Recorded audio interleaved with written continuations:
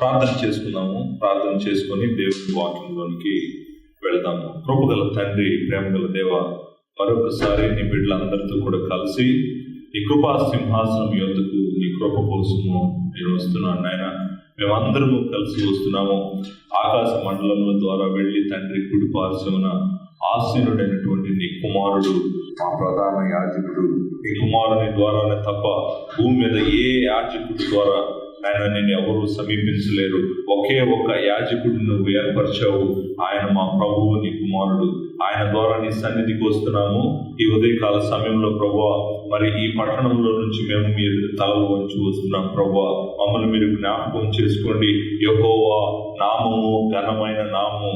యెహోవా నామము భూమి అంతటి మీద ఘనమైనటువంటి నామము, అంత ప్రభావము కలిగినటువంటి నామము, అంత శక్తి కలిగినటువంటి మా నామము, అంత మహాత్మ్యము కలిగినటువంటి నామము, ఇంకొక నామము లేదు అని నీ వాక్యము సెలవిస్తుంది ప్రభువా. ఉదయకాల సమయంలో ఆ నామం యొక్క మహాత్మ్యం ఏంటో, ఆ నామం యొక్క బలం ఏంటో, ఆ నామం యొక్క శక్తి ఏంటో ప్రభువా మేము తెలుసుకోవాలని ఆశపడుతున్నాము ప్రభువా. మరి ఆ నామం వెనక ఉన్నటువంటి మీరు ఎవరో మాకు తెలియజేయమని నీ సన్నిధిలో ప్రార్థన చేస్తున్నాము.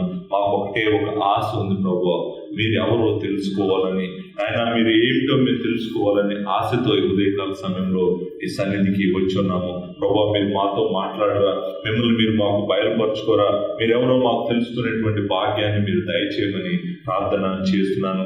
ఎవడు ఎప్పుడు తండ్రిని చూడలేదు, కానీ తండ్రి రొమ్మునున్న ఆయన కుమారుడు ఆయన తండ్రిని మాకు బయలుపరచును ప్రభువా. మరి ఈ కుమారుడిని మేము అర్థం చేసుకోవాలనుకుంటున్నాము. యెహోవా దేవ, మీరే మాకు ఉదయకాల సమయంలో సహాయం చేయమని రిక్వెస్ట్ చేస్తున్నాం నాయన. మమ్మల్ని దర్శించండి, మమ్మల్ని ఆశీర్వదించండి, మమ్మల్ని మార్చండి. మా జీవితాలు ప్రభువా ఎప్పటికీ ప్రభువా ఆయన నీ నామ మహిమార్థం మారిపోఉన్నట్లు మీ సహాయం చేయండి. పరిశుద్ధాత్మ దేవ, నీ వాక్యమును మనుషుల హృదయముల మీద రాయండి. నీ వాక్యమును ప్రభువా మనుషుల హృదయముల మీద రాసి ప్రభువా వారి మనస్సులకు జ్ఞాపకం చేయమని ప్రార్థన చేస్తున్నాను తండ్రి.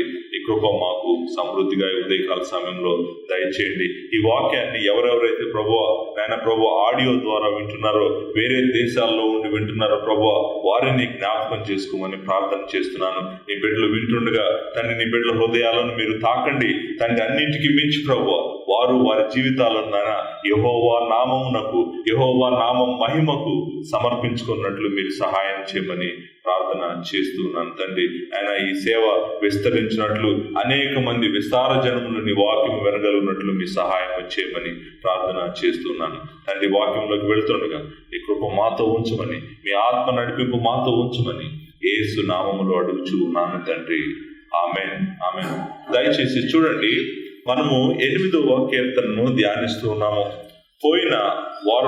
పోయిన ఆదివారము మొట్టమొదటిసారి మనము 8వ కీర్తనను చదవటం జరిగింది. పోయిన వారం నేను ఉపోద్ఘాతం గురించే మాట్లాడాను. ఇంట్రడక్షన్ మాత్రమే నేను పోయిన వారం చెప్పటం జరిగింది. 8వ కీర్తన ఒకసారి అందరం కలిసి ఉదయకాల సమయంలో చదువుదాము. చదివి నేను ఈరోజు ప్రత్యేకంగా ఒక విషయం గురించి నేను మాట్లాడబోతున్నాను. అదేంటో నేను చెప్తాను. ఒకసారి చదువుదాం. 8వ కీర్తన మొదటి వచనము. యెహోవా భూమి అందంతటా నీ నామము ఎంత ప్రభావము గలది, ఆకాశములలో నీ మహిమను కనపరుచుచున్నావు. 2వ వచనం. శత్రువును పగ తీర్చుకొని వారిని మాన్పివేయుటకై నీ విరోధులను బట్టి బాలుర యొక్కయు చంటి పిల్లల యొక్కయు స్తుతుల మూలమున నీవు ఒక దుర్గమును స్థాపించి ఉన్నావు. నీ చేతి పని అయిన నీ ఆకాశములను, నీవు కలుగు చేసిన చంద్ర నక్షత్రములను నేను చూడగా, నీవు మనుష్యుని జ్ఞాపకం చేసుకున్నటకు వాడేపాటి వాడు, నీవు నరపుత్రుని దర్శించుటకు వాడేపాటి వాడు. దేవుని కంటే వానిని కొంచెము తక్కువ వానిగా చేసి ఉన్నావు. మహిమా ప్రభావముతో వానికి కిరీటమును ధరింపచేసి ఉన్నావు. నీ చేతి పనుల మీద వానికి అధికారం ఇచ్చి ఉన్నావు. వాని పాదముల క్రింద నీవు వాటిని ఉంచి ఉన్నావు. గొర్రెలనన్నింటినీ, ఎడ్లనన్నింటినీ, అడవి మృగములను, ఆకాశ పక్షులను, సమస్త నృత్యములను, సముద్ర మార్గములో సంచరించు వాటినన్నింటినీ యెహోవా మా దేవ భూమి అందంతటా నీ నామము ఎంత ప్రభావము గలది. నీ నామము ఎంత ప్రభావము గలది. దయచేసి వాక్యంలోనికి వెళ్దాం, అర్థం చేసుకోవాలి. ఈ కీర్తన మీకు చదివితే, కీర్తనలో ఉన్నటువంటి 9 వచనాలు మీకు చదివితే మీకు ఏమనిపిస్తుంది అంటే, మొట్టమొదటి అడిగేటువంటి ప్రశ్న ఏంటంటే, అసలు ఈ కీర్తన యొక్క సబ్జెక్ట్ ఏంటి, అసలు దేని గురించి ఈ కీర్తన రాయబడింది, దేని గురించి రాయబడిందని ఈ కీర్తనను నేను అర్థం చేసుకోవాలి. ఈ కీర్తన మెయిన్ పాయింట్ ఏంటి, what is the main point of the song, main point ఏంటంటే, ప్రాముఖ్యమైన అంశం ఏంటి, కీర్తన చెప్తున్నటువంటి ప్రాముఖ్యం. మనం కీర్తన చాలాసార్లు చదివాము, మీరు ఈ కీర్తన చదువుతున్నారు. ఈ కీర్తన యొక్క మెయిన్ పాయింట్ కనుక్కోవడం పెద్ద కష్టం కాదు. మీరు అనుకుంటున్నారు ఈ కీర్తన యొక్క మెయిన్ పాయింట్ ఎలా తెలుస్తుందని. మెయిన్ పాయింట్ ఆల్రెడీ దావీదు మనకి చెప్పాడు. ఆ పాయింట్ ఏంటో తెలుసా అండి?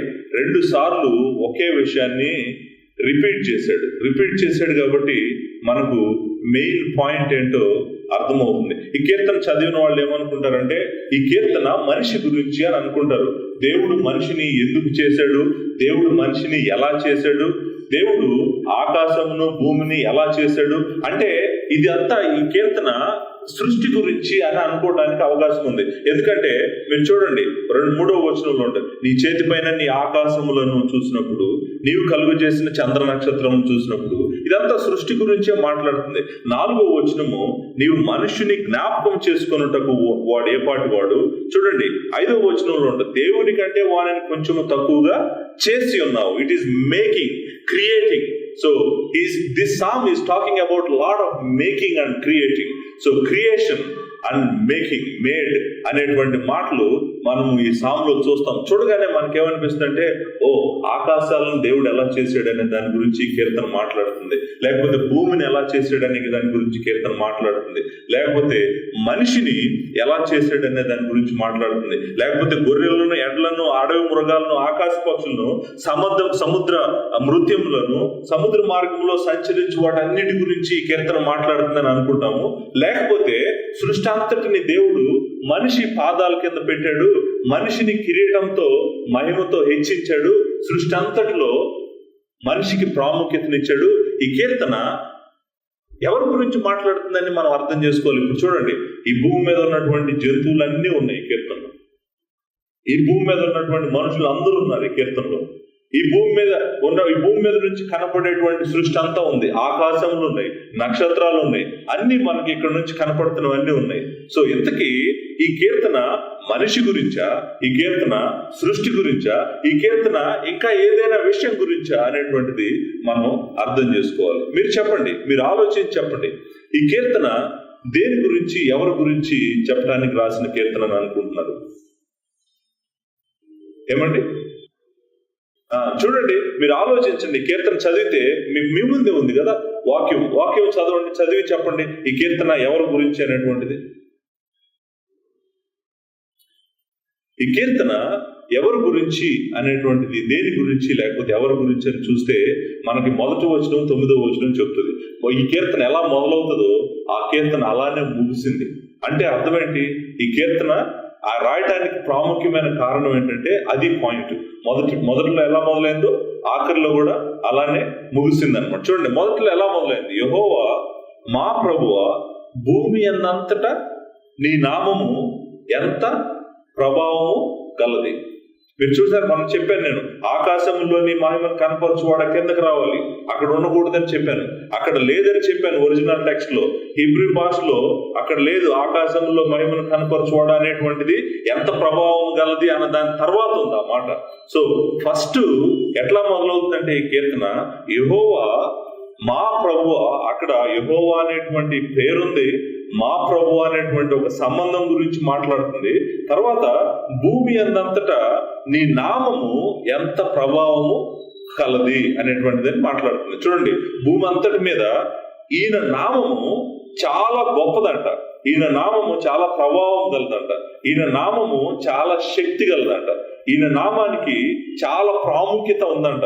ఆయన నామము భూమి అన్నంతటి మీద చాలా ప్రభావం కలదంట. ఎంత ప్రభావము? మ్యాజెస్టిక్, లేకపోతే పవర్ఫుల్ నేమ్ అంట. ఆయన పేరు చెప్తేనే చాలు భూమి మీద అంతా ఆయన ఆయన ఆయన గురించినటువంటి వర్ణన అంతా భూమికి తెలిసిపోద్దంట. అంత శక్తి ఆయన పేరులో ఉందంట. 9వ వచనం చదవండి. 9వ వచనంలో ఏముంది?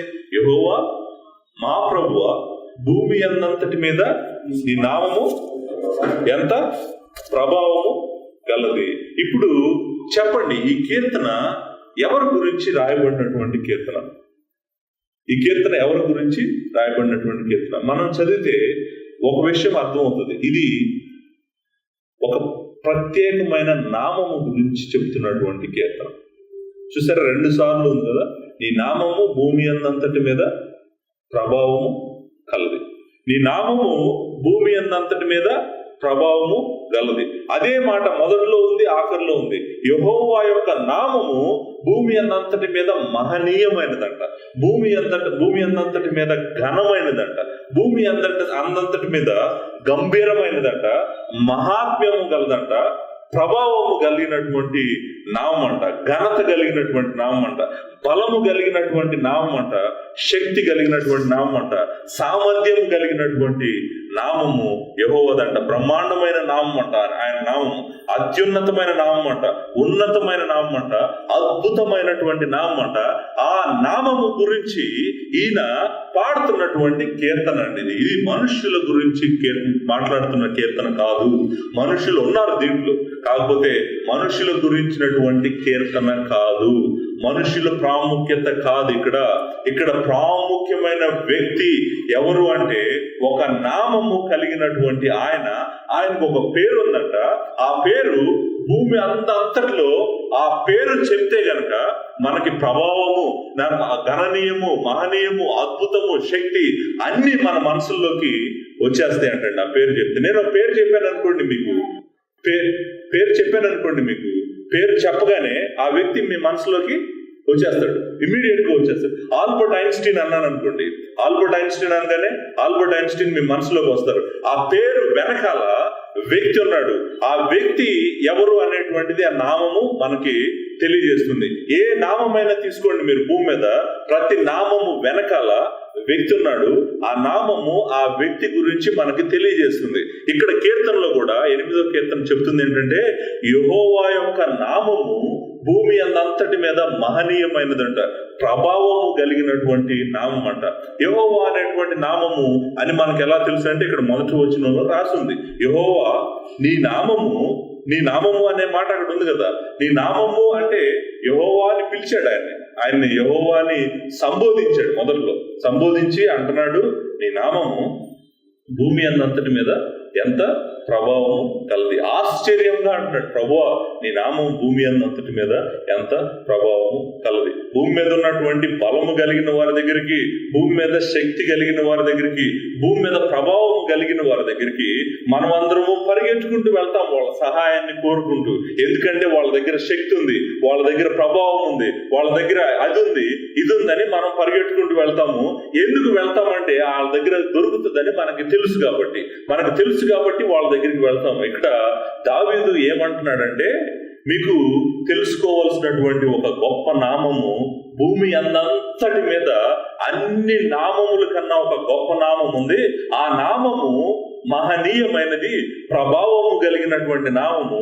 ఆ నామము గురించి మీరు తెలుసుకోవాలి అని చెప్పి ఈ కీర్తన రాస్తున్నాడు. ఆకాశం వైపు చూస్తే మీకు గుర్తు రావాల్సింది నక్షత్రాలు కాదు. ఆకాశం వైపు చూస్తే మీకు గుర్తు రావాల్సింది ఆకాశం ఎంత గొప్పదో కాదు. నక్షత్రాలు చాలా కోట్ల కొలది ఉన్నాయని కాదు. మరి చూసినప్పుడు ఎంత వెలుగు, కాంతి ఎలా ఉందని కాదు. ఆ కాంతి వెలుగు వెనకాల ఉన్నటువంటి ఆ మహనీయమైనటువంటి దేవుడు మీకు గుర్తు రావాలి.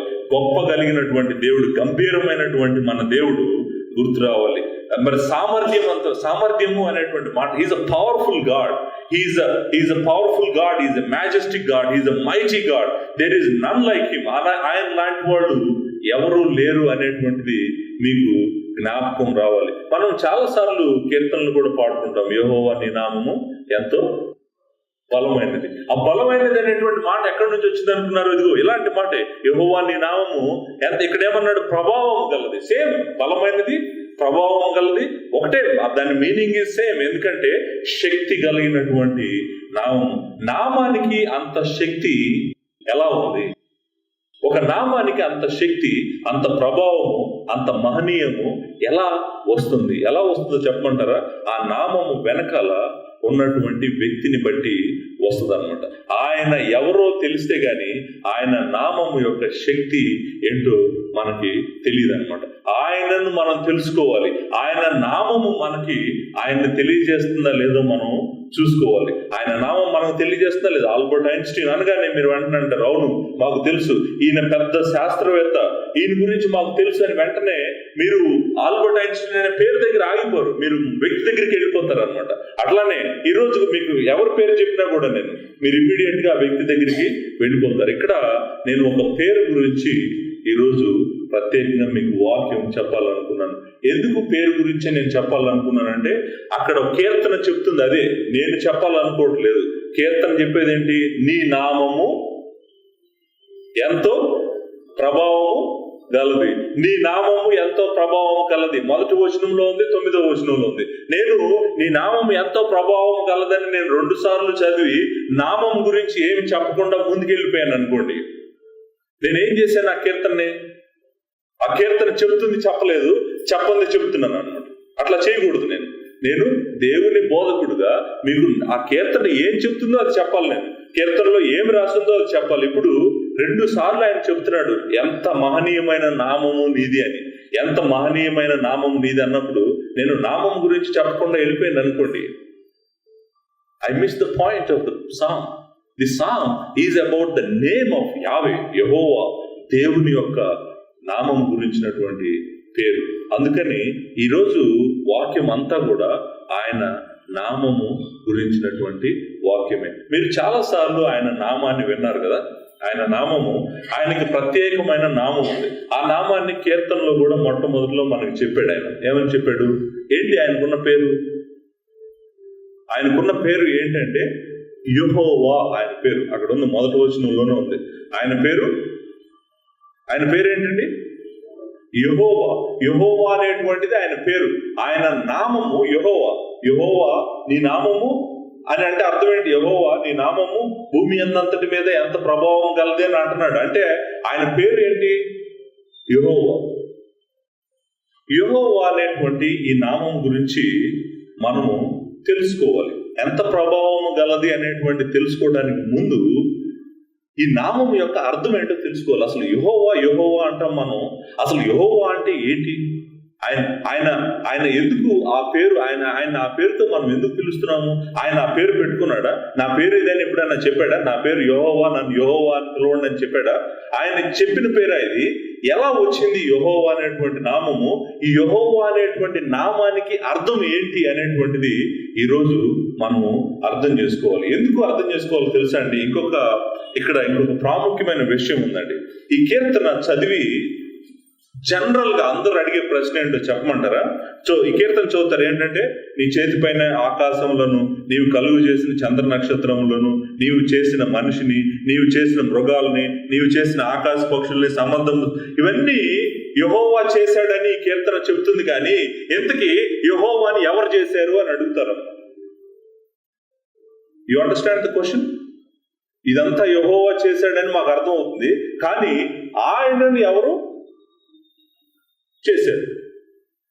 ఆయనను ఎవరు చేశారు అనే క్వశ్చన్ వస్తుంది. ఆయనను ఎవరు చేశారు అనే క్వశ్చన్ ఆన్సర్ చేయాలి మనం. ఇక్కడ ఆన్సర్ చేయకుండా ముందుకు వెళ్ళడానికి కుదరదు. ఎందుకు కుదరదు అంటే, ఇదంతా ఆయన చేశాడు, ఆయనని ఎవరు చేశారు అనేటువంటిది కూడా చెప్పాలి మనం. ఇప్పుడు మీరు మీ జీవితంలో కనపడే ఏదైనా చూడండి, ఏది చూసినా మీరు ఎవరో ఒకరు చేసి ఉండాలి. అది మీకు తెలుసా సంగతి? తెలియకుండా అది చేయకుండా రాదు. ఇప్పుడు నేను నా చేతిలో ఉన్న పేపర్ ఉంది. ఈ పేపరు ఎట్లా వచ్చింది నా చేతిలోకి? ఎవరు చేశారు. ఎవరో తయారు చేయకపోతే ఈ పేపర్ నా చేతిలోకి రాదు. ఇప్పుడు నేను రికార్డింగ్ చేస్తున్నాను, రికార్డింగ్ చేసేది నా చేతిలో ఉంది అంటే దాని అంతటా ఎట్లాగో వచ్చేసి ఇక్కడ కూర్చోలేదు కదా. ఎవరో చేశారు, నేను కొన్నాను, అది తీసుకుని వచ్చాను, ఇక్కడ ఉంది. సో నా చేతిలో ఉన్న ఈ మైక్ చూడండి, ఎవరైనా చేశారా లేదా? ఎవరైనా చేశారు. ఇప్పుడు నేను వేసుకున్న బట్టలు చూడండి, ఎవరైనా చేశారా లేదా? సో నేను పెట్టుకున్న కాళ్ళు చూడు, ప్రతిదీ మీ జీవితంలో కనపడే అన్ని కూడా ఎవరో ఒకళ్ళు చేశారు అనేటువంటిది మీకు తెలుసు. అసత్యం, ఆ నిజం మీకు తెలుసు. మీరు ఆకాశం వైపు చూసినప్పుడు ఆ క్వశ్చన్ ఎందుకు అడగాలి? తప్పకుండా అడగాలి. మీరు అడగాలి, ఇది ఎవరు చేశారు? ఈ నక్షత్రాలని ఎవరు అక్కడ పెట్టారు? ఈ భూమిని ఎవరెక్కడ పెట్టారు, ఈ కొండల్ని ఇక్కడ ఎవరు పెట్టారు, ప్రతి క్వశ్చన్ మీరు అడగాలి. ఎందుకంటే సమస్తమును చేయడానికి ఒక పర్సన్ ఉండాలి, లేకపోతే దాని అంతా అది రాదు. వాటి అంతా అవి రావు, ఎవరో ఒకళ్ళు వాటిని చేస్తేనే వస్తాయి. సో కాబట్టి ఇక్కడ మనకి కీర్తన ఏం చెప్తుందంటే, యెహోవా చేశాడట, ఆకాశములు ఆయన చేతి పనులంట, ఆకాశములు ఆయన చేతి పనులంట. సో ఆకాశములు ఆయన చేతి పనులు అనేటువంటి మాట మనం అర్థం చేసుకుంటే, మనిషిని చేసిన వాడు కూడా దేవుడే అనేటువంటిది మనం అర్థం చేసుకుంటే కనుక, ఆకాశము చేసింది ఆయనే, మనిషిని చేసింది ఆయనే. అయితే ఇంతకు ఆయనను ఎవరు చేశారు అనేటువంటి ప్రశ్న వచ్చినప్పుడు మనము ఈ కీర్తనలో ఆయన నామం గురించి అర్థం చేసుకోవాల్సింది. యెహోవా అనేటువంటి నామము ఆయన గురించి మనకేమన్నా చెప్తుందా? ఆయన ఎవరు, ఆయన ఎప్పుడున్నాడు, ఆయన ఎలా వచ్చాడు, ఆయన పేరు అది అని ఎవరు చెప్పారు మనకి? ఇవన్నీ క్వశ్చన్స్ మనము ఇక్కడ అడగాల్సినటువంటి అవసరత ఉందన్నమాట. పాత నిబంధన గ్రంథంలో మనము ఈ పేరుని చాలా సార్లు చదువుతాం. మీరు ఆదికాండం 2వ అధ్యాయం 4వ వచనంలో మొదలవుతుంది ఈ పేరు.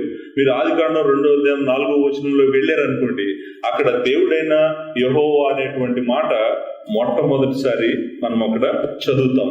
దేవుని వాక్యంలో పాత నిబంధన గ్రంథంలో మనము యెహోవా అనేటువంటి పేరు 6800 సార్లు వస్తుంది అనమాట. 6800 సార్లు కన్నా ఎక్కువే ఉంది పాత నిబంధన గ్రంథంలో.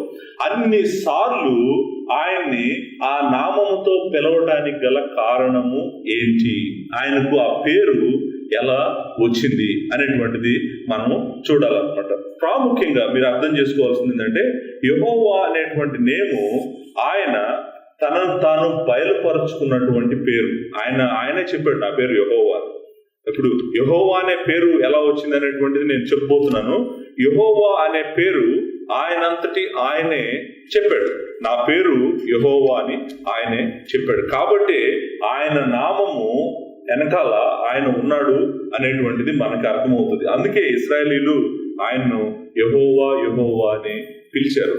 పాత నిబంధన గ్రంథంలో ఎక్కడికి వెళ్ళినా కూడా మనకి యెహోవానే కనిపిస్తాడు. ఈయన గురించి తెలుసుకోవాల్సినటువంటి అవసరత మనకి ఉందండి. నిర్గమకాండము 3వ అధ్యాయము మనం కొంత టైం ఇక్కడ స్పెండ్ చేయబోతున్నాం. నిర్గమకాండము 3వ అధ్యాయంలో కొంత సమయాన్ని మనం గడపబోతున్నాం. ఇక్కడ ఆయన తన పేరుని బయలుపరుస్తాడు. మీరు ఇక్కడ చూసిన తర్వాత మళ్ళీ మనం ఆదికాండంకి వెళ్దాం. ఇక్కడ దేవుడు ఆయన పేరు బయలుపరిస్తే ఆదికాండంలోనే ఎలా ఉంది, ఇక్కడ కదా బయలుపరిచింది, అక్కడ ఉండకూడదు కదా అనేటువంటి ప్రశ్న ఒకటి మనకి వస్తుంది. మనం తర్వాత దానికి వెళ్దాం. ఆదికాండం 3వ అధ్యాయంలో కాంటెక్స్ట్ ఏంటంటే, మరి మోషే తన మామగారైనటువంటి యిత్రో యొక్క మందను మేపుతూ దేవుని పర్వతమైనటువంటి సినాయి దగ్గరికి రావడం జరుగుతుంది. అది కాంటెక్స్ట్. 3వ అధ్యాయం 1వ వచనంలో మోషే మిద్యాను యాజకుడైన యిత్రో అను తన మామ మందను మేపుచు ఆ మందను అరణ్యం అవతలకు తోలుకొని దేవుని పర్వతమైన హోరేబునకు వచ్చెను. హోరేబు అనేటువంటి పర్వతము సినాయి పర్వతము దగ్గరికి వచ్చాడు. దేవుని పర్వతము అనేటువంటి పేరు ఈ పర్వతానికి ఉంది. అక్కడ జరిగిన సంఘటన ఇది. ఒక పొద నడిమిని అగ్ని జ్వాలలలో యెహోవా దూత అతనికి ప్రత్యక్షమాయను. అతడు చూసినప్పుడు అగ్ని వలన ఆ పొద మండుచుండెను, కానీ పొద కాలిపోలేదు. అప్పుడు మోషే ఆ పొద ఎలా కాలిపోలేదో నేను తట్టు వెళ్ళి ఈ గొప్ప వింతను చూసిదని అనుకొనెను. దానిని చూచుటకు అతడు ఆ తట్టు వచ్చుట యెహోవా చూసెను. దేవుడు ఆ పొద నడుము నుండి మోషే మోషే అని అతనిని పిలిచెను. అందుకతడు చిత్తము ప్రభువా అనెను. అందుకు ఆయన దగ్గరకు రావద్దు, నీ పాదముల నుండి నీ చెప్పులు విడుము, నీవు నిలిచి ఉన్న స్థలము పరిశుద్ధ ప్రదేశము అనెను. మరియు ఆయన నేను నీ తండ్రి దేవుడను, అబ్రహాము దేవుడను, ఇస్సాకు దేవుడను, యాకోబు దేవుడను అని చెప్పగా మోషే తన ముఖమును కప్పుకొని దేవుని వైపు చూడ వెరచెను. మరియు యెహోవా ఇట్లను చూడండి, ఇప్పుడు కూడా మనం యెహోవానే చదువుతున్నాము. కానీ యెహోవా అనేటువంటి నామము ఎక్కడ ఆయన చెప్పాడు, ఎక్కడ ఆయన బయలుపరిచాడు అనేటువంటిది మనం చూడబోతున్నాం. సో యెహోవా మోషేని పిలుస్తున్నాడు. పిలిచి, నా ప్రజలను నేను ఐగుప్తులో నుంచి విడిపించాలి, వారి శ్రమలను నేను చూశాను, విడిపించడానికి నేను దిగి వచ్చాను, వాళ్ళని విడిపించడానికి నువ్వు వెళ్ళాలి, నిన్ను పంపిస్తాను అని చెప్పి మోషేని పిలుస్తున్నప్పుడు మోషే ఒక ప్రశ్న అడిగాడు. ఏమని అడిగాడంటే, నేను వెళ్ళి వాళ్ళను చూసి వాళ్ళకి నువ్వు ఎవరని చెప్పమంటావు అని అడిగాడు అనమాట. అందుకు మోషే 11వ వచనం, నేను ఫరో యొద్దకు వెళ్ళుటకును ఇశ్రాయేలీయులను ఐగుప్తులో నుండి తోడుకొని పోవుటకును ఎంతటి వాడనని దేవునితో అనగా, ఆయన నిశ్చయముగా నేను నీకు తోడై ఉందును, నేను నిన్ను పంపించినటకు ఇది నీకు సూచన. నీవు ఆ ప్రజలను ఐగుప్తులో నుండి తోడుకొని వచ్చిన తర్వాత మీరు ఈ పర్వతం మీద దేవుని సేవించదు. ఆయనకు ప్రూఫ్ కూడా ఇచ్చాడు, నువ్వు వెళ్ళి తీసుకొస్తావని. గుర్తేంటంటే, మీరు తిరిగి వచ్చినప్పుడు సినాయి పర్వతం మీద నన్ను సేవిస్తారు అనేటువంటి సూచన కూడా ఆయనకి ఇచ్చారు. మోషే చిత్తగించుము, నేను ఇశ్రాయేలీయుల యొద్దకు వెళ్ళి వారిని చూసి మీ పితరుల దేవుడు మీ యొద్దకు నన్ను పంపినని వారితో చెప్పగా, వారు ఆయన పేరేమి అని అడిగిన ఎడల వారితో నేనేమి చెప్పవాలని దేవుని అడిగాను. వాళ్ళు మీ తండ్రి యొక్క దేవుడు అబ్రహాము దేవుడు, యాకోబు దేవుడు, ఇస్సాకు దేవుడు నన్ను పంపించాడు మీ దగ్గరికి అని చెప్తే, వాళ్ళు ఒకవేళ మీ తండ్రుల దేవుడి యొక్క పేరేంటి అని అడిగితే నేను ఏం చెప్పాలి అని మోషే దేవుణ్ణి అడిగాడండి. దేవుడిని అడిగితే మోషే ఏమని అడిగాడు? ఫస్ట్ అడిగిన ప్రశ్న ఏంటో తెలుసా? దేవుడిని నీ పేరేంటి అని అడిగాడు. నీ పేరేంటని అడిగితే ఇక్కడ ఆయన తన నామము యెహోవా అని బయలుపరుస్తాడు. నీ పేరేంటని అడిగితే దేవుడు చాలా కృపగలవాడు, ఆయన పేరు చెప్తాడు. అంతేగాని నన్ను పేరు అడుగుతావా, నువ్వేమనుకుంటున్నావు నీ గురించి అని అనలేదు. అనకుండా నా పేరు ఏంటో నేను చెప్తాను, జాగ్రత్తగా విను అని ఆయన పేరు ఏం చెప్పాడో తెలుసా అండి? యాక్చువల్గా అవి రెండు హీబ్రూ వర్బ్స్ ఒక రిలేటివ్ ప్రొనౌన్ వాడి చెప్తాడు అనమాట. చాలా బాగుంటుంది. యాక్చువల్గా English translation when he revealed his name, he says first who he is and then he reveals his name. So ఆయన ఏమని చెప్తాడంటే, నేను ఉన్నవాడను అనువాడనై ఉన్నానని మోషేతో చెప్పాను. ఇక్కడ ఇంగ్లీష్ ట్రాన్స్లేషన్ చూస్తే it is like this, I am who I yam. నేను ఎవరంటే నేనే, నేను ఎవరంటే నేనే, నేను ఎవరంటే నేనే. కరెక్ట్ ట్రాన్స్లేషన్ అది. నేను ఎవరంటే నేనే. I am who I yam, that is my name, that is who I yam. నేను ఎవరంటే భూమి మీద ఎవ్వరు కూడా ఈ మాట చెప్పలేరండి. మీరు జ్ఞాపకం ఉంచుకోండి. I am who I am, నేనే అని ఎవరు చెప్పలేరు. నేనే అని చెప్పగలిగిన వాళ్ళు ఎవరు పుట్టలేదు, నేనే అని చెప్పగలిగిన వాళ్ళు ఎవరు పుట్టరు భూమి మీద ఇంకెవరు. ఎందుకో తెలుసా? ఆయన ఒక్కడు మాత్రమే ఆ మాట అనగలడు. I am who I am, నేనే, నేను ఉన్నవాడిని. నేను ఎవరంటే నేను ఉన్నవాడిని అంతే. నేను ఉన్నవాడిని.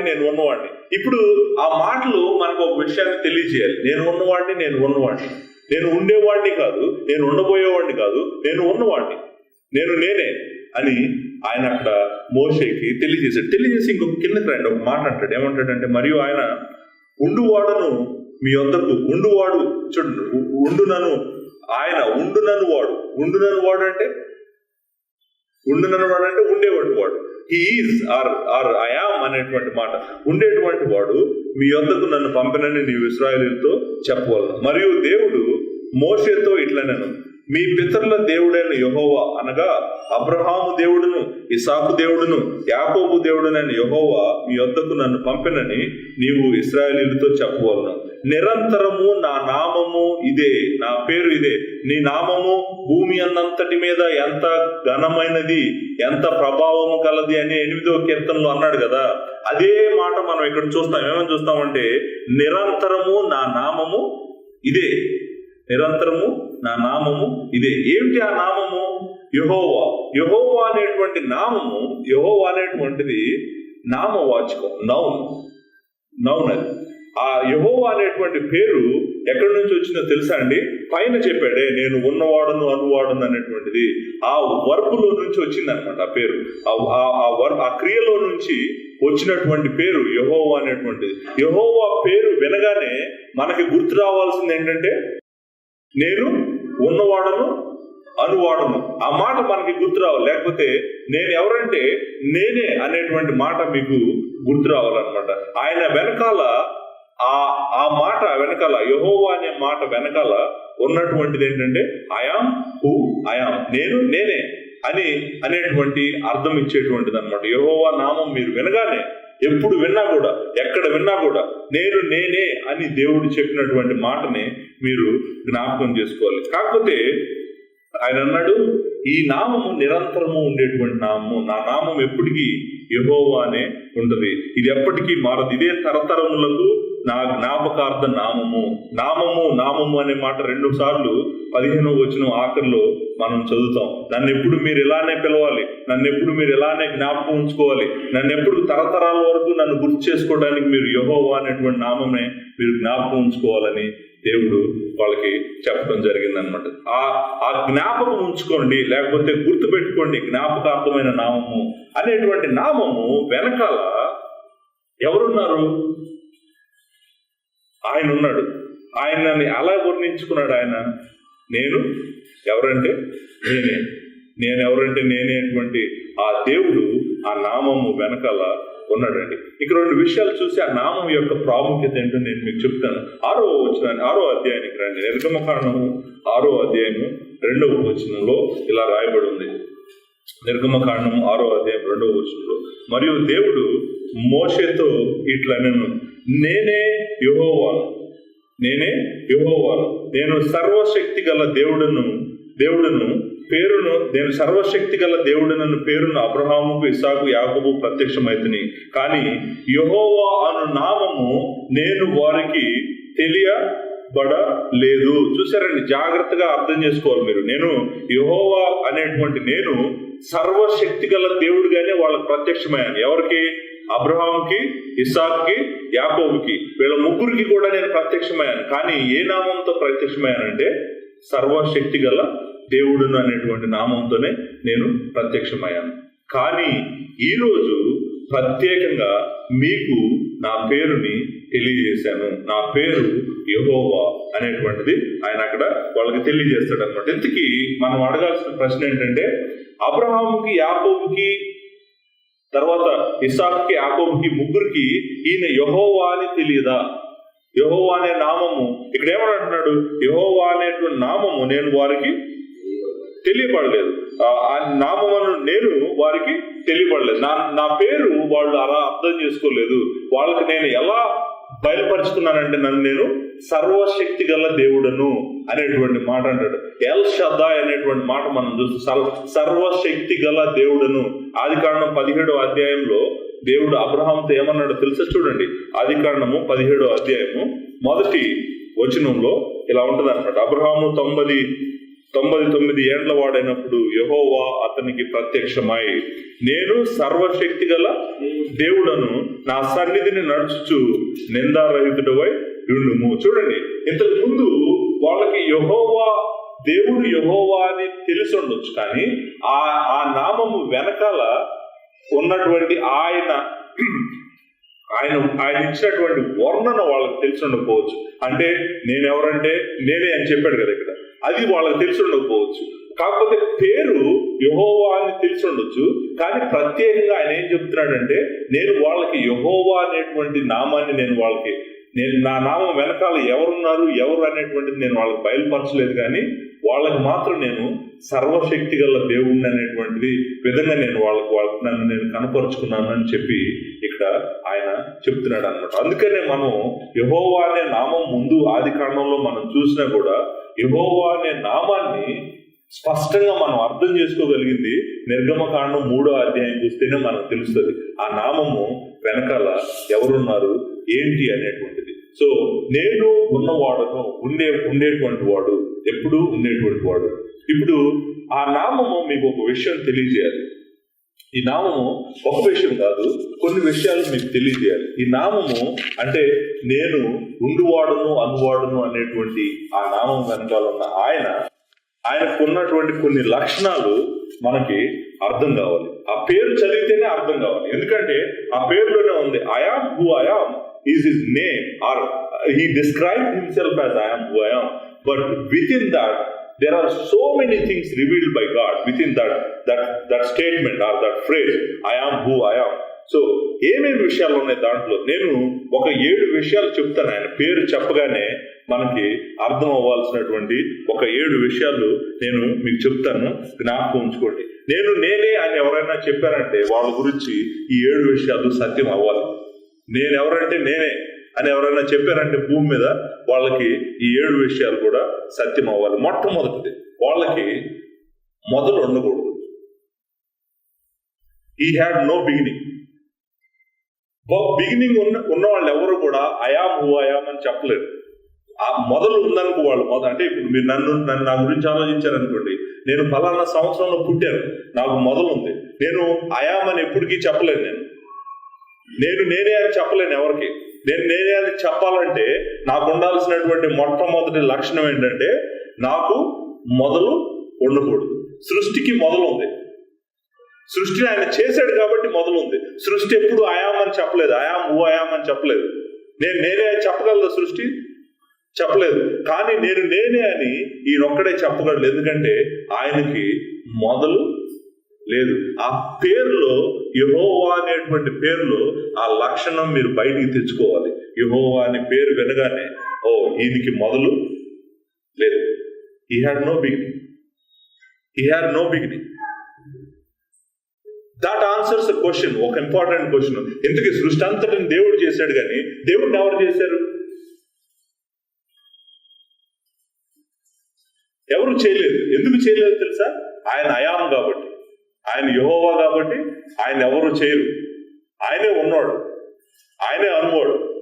ఆయనే మొదలు ఆయనే. ఇంకా ఆయన చేసేది ఎవరు? ఆయన ఎవరు చేయలేరు. ఆయనే ఉన్నవాడు కాబట్టి సృష్టి అంతటినీ ఆయన చేశాడు.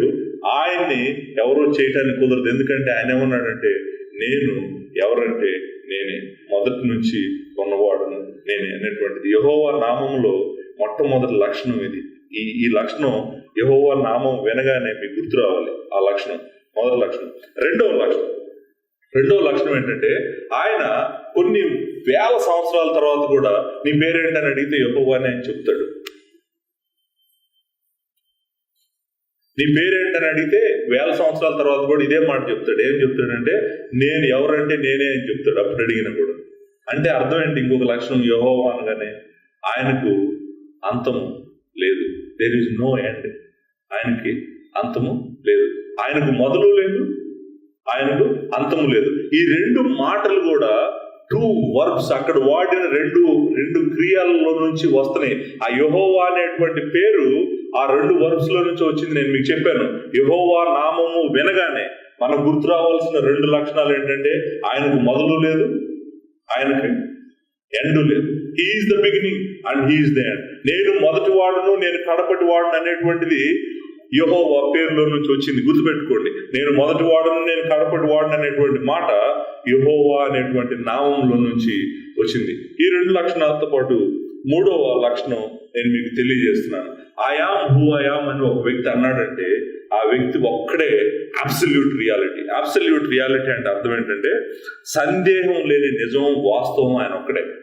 మిగిలిందంతా వాస్తవము ఆయన ద్వారా అయి ఉండాల్సింది తప్ప అబ్సల్యూట్ వాస్తవం ఆయన ఒక్కడే. అబ్సల్యూట్ రియాలిటీ అంటే అర్థం ఏంటి? ఇప్పుడు కొంతమందికి సైంటిస్టులు ఉన్నారు, మీరు నాతో ఫాలో అవుతున్నారా? సైంటిస్టులకి దేవుడు లేడు అనే వాళ్ళకి రియాలిటీ ఏంటో చెప్పమంటారు. రియాలిటీ అంటే వాస్తవం.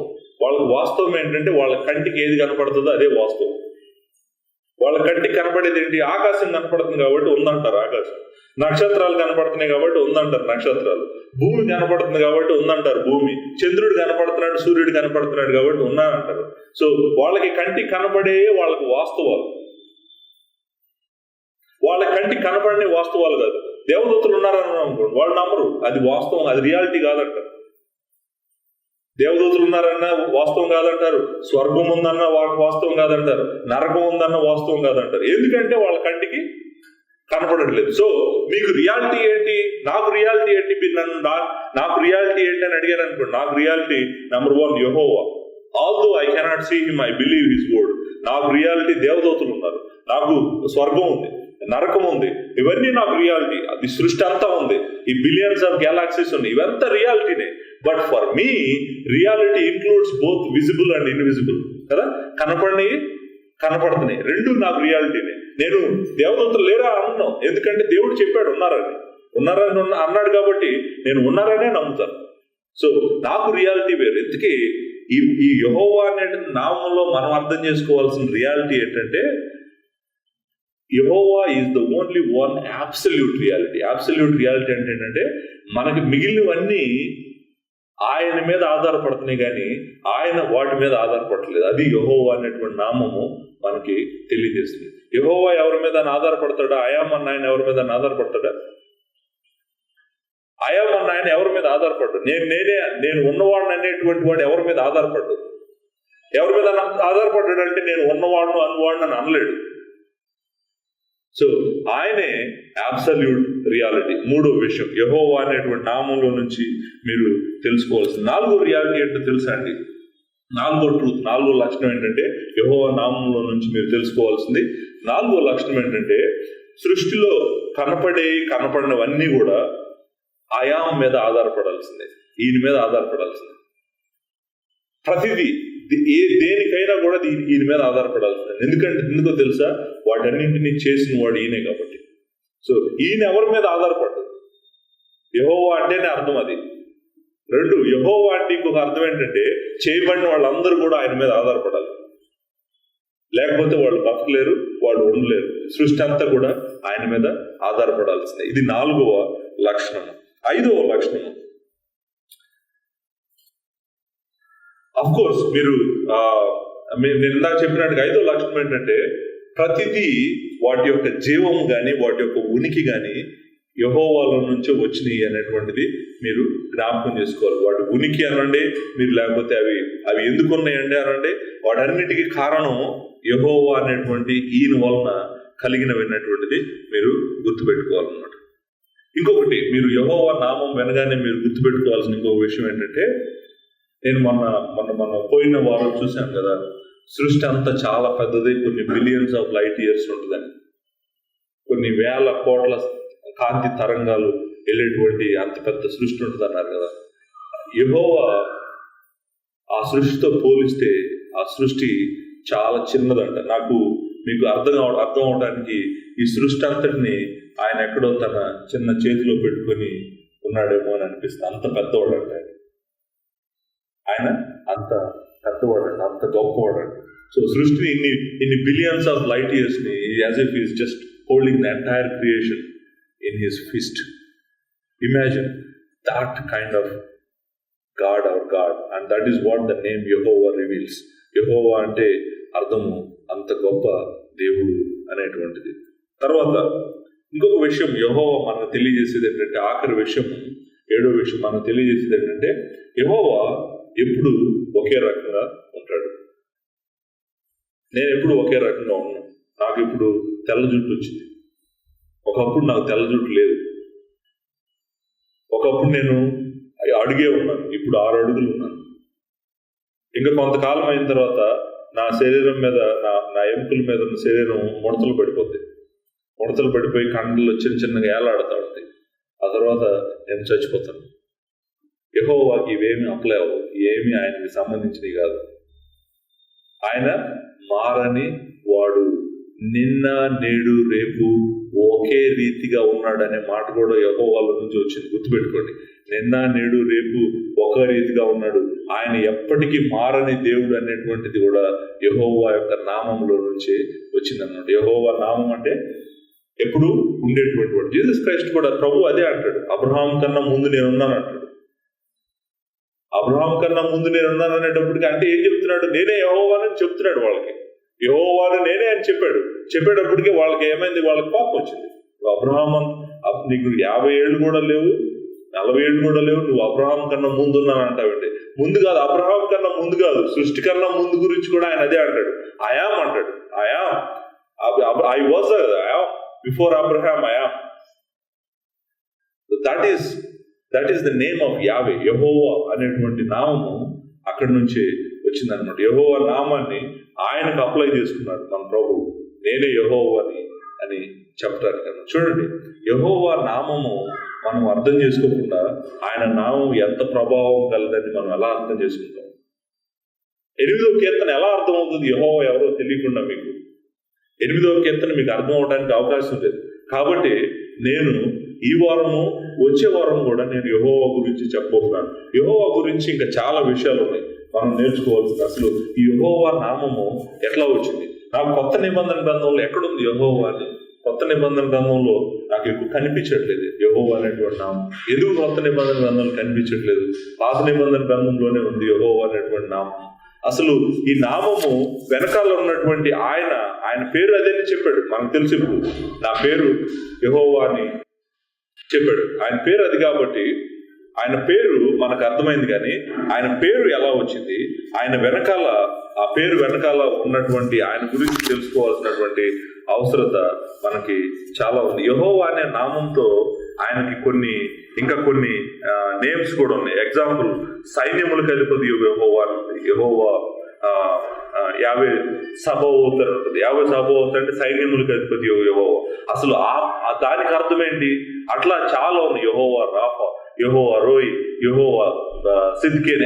యెహోవా మీద వచ్చేటువంటి పేర్లన్నీ మనం చదవాలి, అర్థం చేసుకోవాలి. ఆయన నామాన్ని కంప్లీట్ గా అర్థం చేసుకోకపోతే కనుక ఆయన నామము ఎంత ప్రభావం కలదో భూమి మీద మనకి అర్థం కాదు. ఈరోజు మీరు ఓన్లీ ఆయన నామము తెలియజేశాడని చెప్పాను, ఆయన పేరు అదని చూపించాను, ఆయన పేరు యొక్క అర్థం కూడా చెప్పాను, ఆయన పేరులో ఉన్నటువంటి 7 లక్షణాలను కూడా మీకు చెప్పాను. ఆయన పేరు వినగానే, యెహోవా వినగానే ఆయనకు మొదలు లేదు, ఆయనకు అంతము లేదు. ఆయన ఎవరి మీద ఆధారపడ్డు, అన్ని ఆయన మీద ఆధారపడాల్సిందే.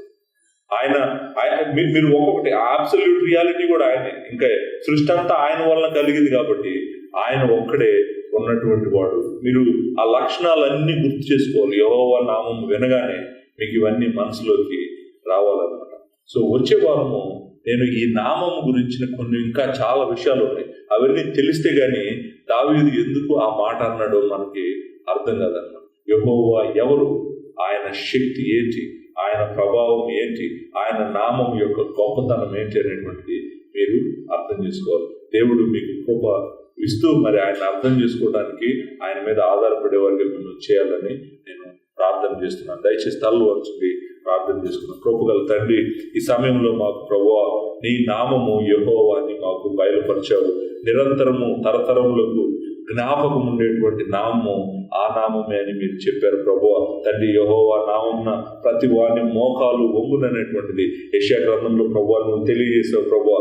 అదే విధంగా ఫిలిప్పీలకు రాసిన పత్రిక 2వ అధ్యాయంలో ప్రభువా యెహోవా నామమున మరి నీ కుమారుని యొక్క నామమున ప్రతి మోకాలు వంగునని నీ వాక్యము సెలవిస్తుంది ప్రభువా. ఆ యెహోవా నామం గురించి తెలుసుకోవడానికి మాకు సహాయం చేయండి. అది ఎంత మహాత్మ్యము గల నామము, ఎంత శక్తి గల నామము మేము తెలుసుకున్నట్లు మీరు మాకు కృప దయచేయమని ప్రార్థన చేస్తున్నాను తండ్రి. వాక్యమైన బిడ్డలను జ్ఞాపకం చేసుకోండి. వారు ప్రభువా నీ మీద ఆధారపడేట్టుగా ప్రభువా ఈ నామాన్ని వారికి బయలుపరచుకోమని, మీరే మహిమ పొందమని యేసు నామంలో అడుగుచున్నాను తండ్రి. ఆమేన్, ఆమేన్.